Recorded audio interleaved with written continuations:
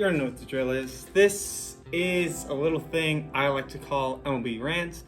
In case you are new to this channel, I would just like to point out that everything I say in this episode are only my opinions. They are not universally correct. If you decide to form your own opinions about some of the things that I go over, put it down in the comment section, put whether you agree or whether you disagree with some of the things I have to say. And if there's something that happens next week that you would like me to go over, also put that down in the comment section, and it might even make an appearance in next week's episode. Trade deadline, especially this week, has been crazy. It has just been unreal. I'm not gonna say too much about it because I want to do an episode next week on it, on all the things, how I feel about everything. We'll have a big analysis video next week, so you already have some indication of what I'm going to be doing for next week's episode. Some really big trades with the Yankees, with the Rangers, Padres, Rays, and you've got big players that are just moving places or being talked about moving. It's ridiculous. If you haven't watched my video about what I thought was going to happen about two of the more important players for the trade deadline, you can hit that info card up top and watch that video that I did last week. Let's just get straight into this week's episode. This is MLB Rants 2021 season, episode 16.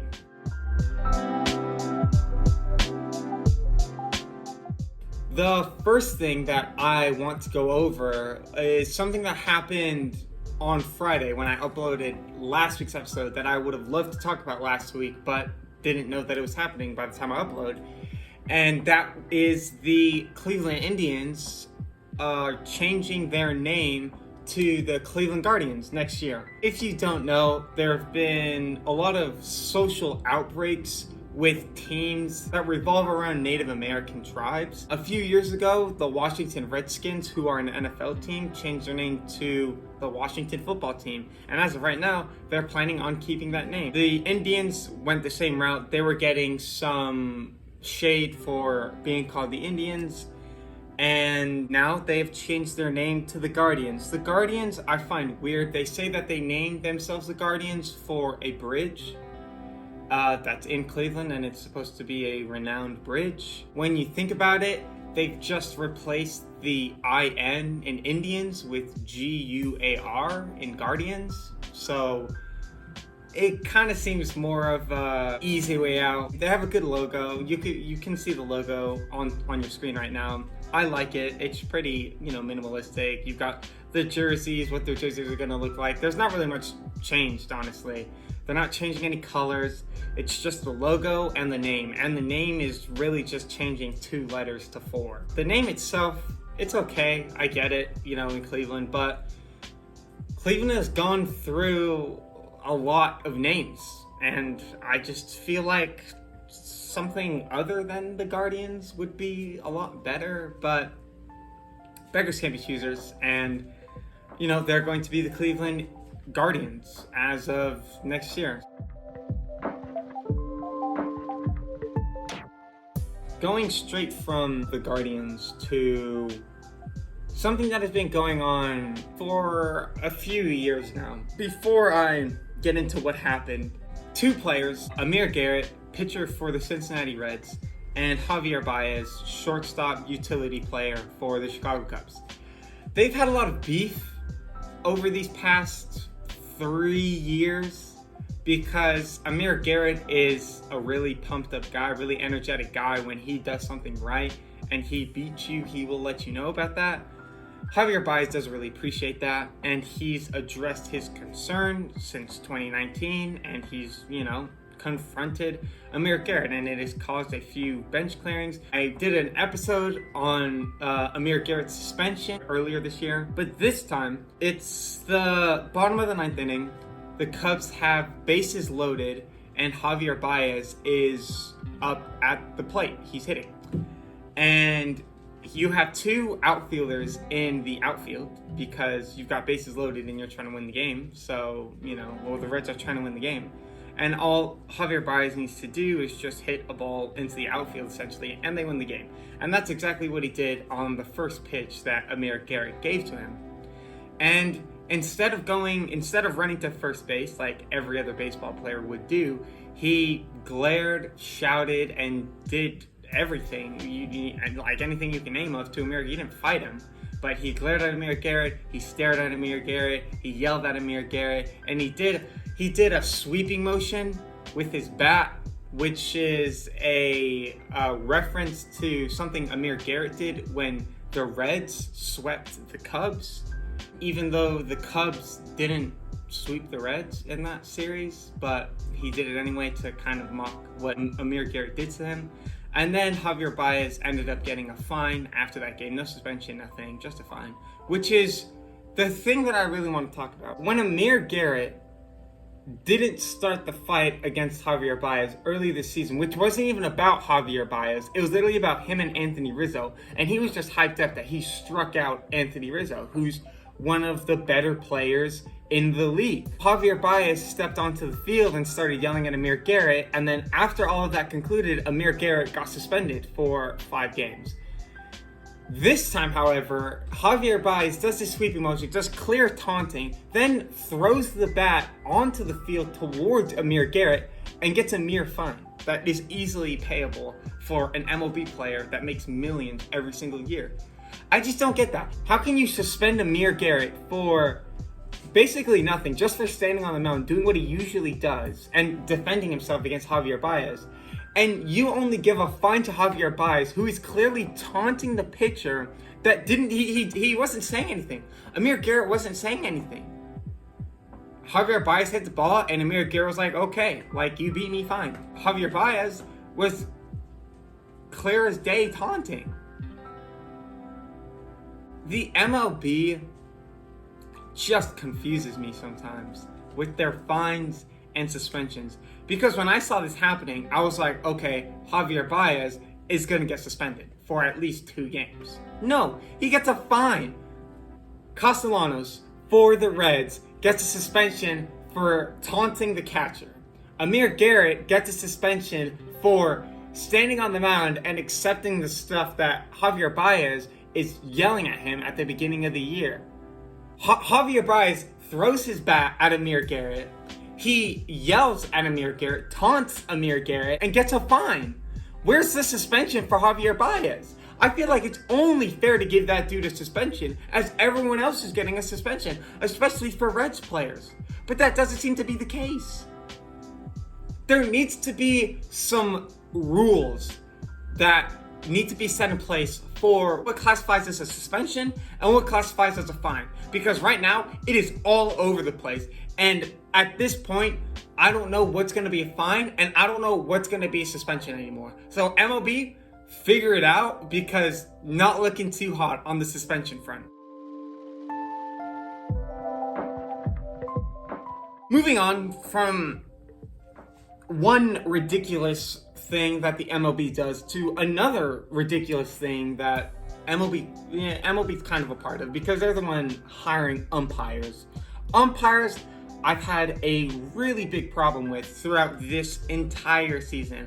I've made countless amounts of videos on umpires. It's ridiculous. I hate them. They suck. They don't do their job correctly. And it's just terrible. Last weekend, the White Sox and Brewers were playing in Milwaukee, and Corbin Burnes is on the mound and he's pitching to the White Sox. Now, the Brewers have a pretty comfortable lead, but Burnes ends up loading the bases, and there's this little dribble hit that's hit basically down the third baseline. Burnes picks it up, throws it towards home plate. It hits Moncada, who's the runner from third for the White Sox that's going home. He hits Moncada on the foot, and it goes out of play, and the umpire calls Moncada safe at home, even though Moncada never touched home plate. I would like to credit John Boy Media for this entire segment, because when I was watching this, I didn't really pick that up. I didn't understand what was going on, but his breakdown of it is really effective, so go watch it. There'll be an info card above me now if you want to go watch that video. But basically, what ends up happening is the umpire is supposed to look at whether or not his foot touches home plate. And because this ball is coming at him because it hits off of Moncada's foot, he basically tries to, he loses his attention for a little bit and doesn't realize that Moncada misses home plate completely, right? But he still calls him safe, and he goes with it. Literally goes with it. And that's the first problem that I have with this scenario. It's the fact that you've got 3 other dudes out there that you can ask just for a second opinion and just be like, hey, I think I might have missed that call because I don't think Moncada hit home plate. But no, he doesn't say that. He just goes with it. And then when Burns steps off the mound and throws the ball to home plate to try and get the out, the umpire thinks that Burns is trying to get another ball. And then when they ask, no, like, is he out? And the umpire's like, oh no, I have him as safe, even though he didn't touch home plate. And it's clear as day, rewatching it, that he didn't touch home plate. So after this happens, the Brewers coach comes out and he talks to the umpire and he's like, he didn't touch home plate. And the umpire's like, okay, well, we'll review it. But the thing before this is one of the coaches for the Brewers calls a mound visit and, talks to the mound. And this is basically a tactic so that the Brewers kind of have more time to figure out whether or not they want to challenge this and waste the mound visit. So they end up challenging it, and the umpires review it. The umpires come back and they're like, oh yeah, he didn't touch home plate, so the runner's out. Brewers catcher touched home plate with the ball after all that stuff happened. Now, my second least favorite thing about MLB, besides the MLB umpires and the MLB itself, is Tony La Russa, who is the manager for the Chicago White Sox. Now, he comes up, and again, this is all from John Boy Media. Apparently, what he's saying is that he was part of the board when they were making these decisions about mound visits and when it's appropriate to delay games and when you can and can't delay games. And according to Tony La Russa, in this scenario, he was like, oh, you can't go call a mound visit and then challenge after that because it's too long and it's illegal.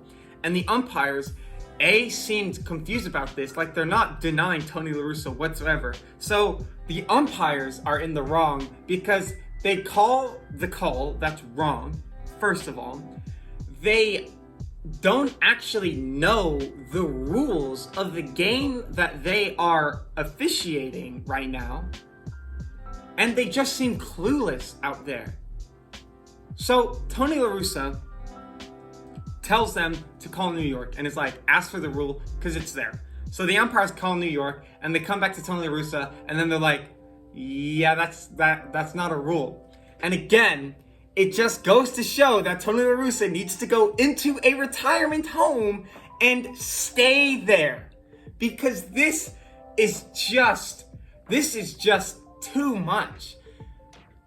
I've talked about Tony La Russa multiple times on this channel for this season alone. And it blows my mind how this man consistently seems to be slowly losing his mind. And he needs to leave the league. He shouldn't be coaching a great team like the White Sox, because the White Sox don't really need La Russa. La Russa just kind of seems like the filler spot because the White Sox needed a coach, and La Russa was just, why don't we get Tony La Russa? Because he's had experience before with the Cardinals. But he hasn't coached in such a long time. He doesn't know the rules, yet he thinks he knows the rules. And then he has so many unwritten rules of the games that Tony La Russa consistently seems to talk about. He hasn't done it in a while, but when it was happening, it was so stupid. And now, it's just Tony La Russa's losing his mind. And it's just another example of why Tony La Russa shouldn't be coaching the White Sox at all. That is it for this week's episode. If you enjoyed, make sure you hit that like button. Also hit that subscribe. Push that bell for push notifications so that you get the notification every single time that I upload. In case you do forget, I upload on a weekly basis every single Friday. If there's something that I said in this video that you either agree with or disagree with, make sure you put that down in the comments section below. If there's something that happens next week that you would like me to go over, also put that down in the comment section, and it might even make an appearance in next week's episode. Next week's episode, however, is purely going to be about the trade deadlines. There have been huge trades and I'm talking huge, the biggest players.